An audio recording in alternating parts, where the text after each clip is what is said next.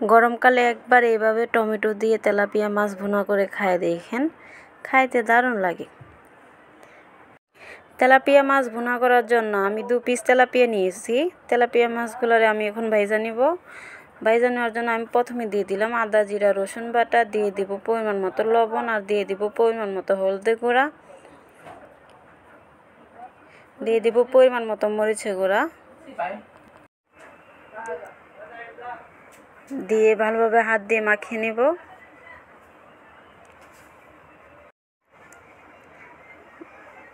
মাখিয়ে নেওয়া হয়ে গেছে।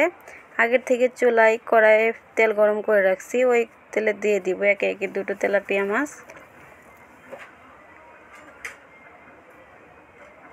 অবশ্যই তেলটা বেশি দেওয়ার চেষ্টা করবেন, কারণ এই তেল দিয়ে আমি মাছ রান্না করে নিব।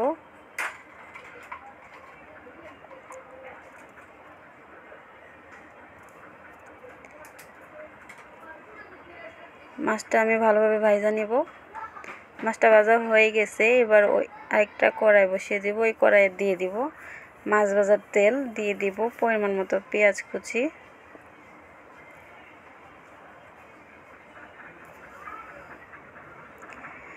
দিয়ে দিব পেঁয়াজ বাটা,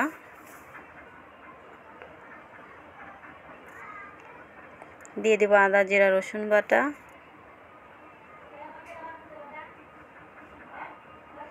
দিয়ে কিছুক্ষণ ভেজে নিব যাতে আদা জিরা রসুনের গন্ধটা চলে যায়।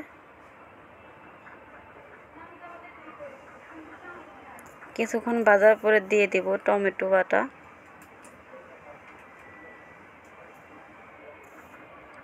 দিয়ে কিছুক্ষণ ভেজে নিব।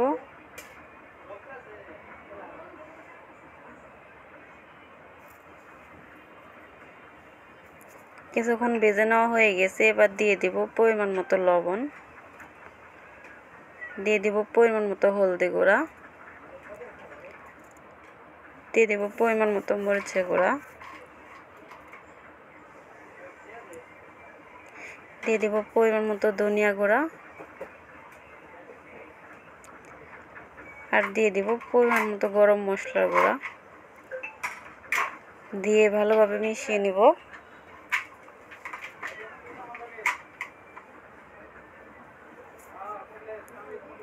কিছুক্ষণ কষিয়ে নিব আমি।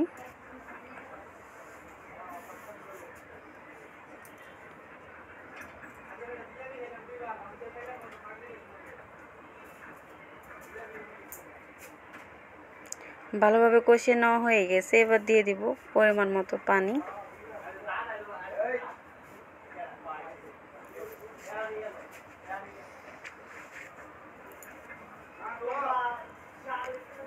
পানিটা দিয়ে বলক আসা পর্যন্ত অপেক্ষা করব। বলক চলে আসতে এবার দিয়ে দিব মাছটা দিয়ে ঢেকে কিছুক্ষণ রান্না করে নিব।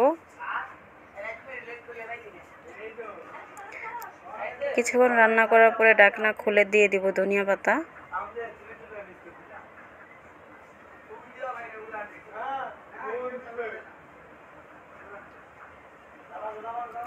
ধনিয়া পাতা দিয়ে আবার ঢেকে রান্না করে নিব।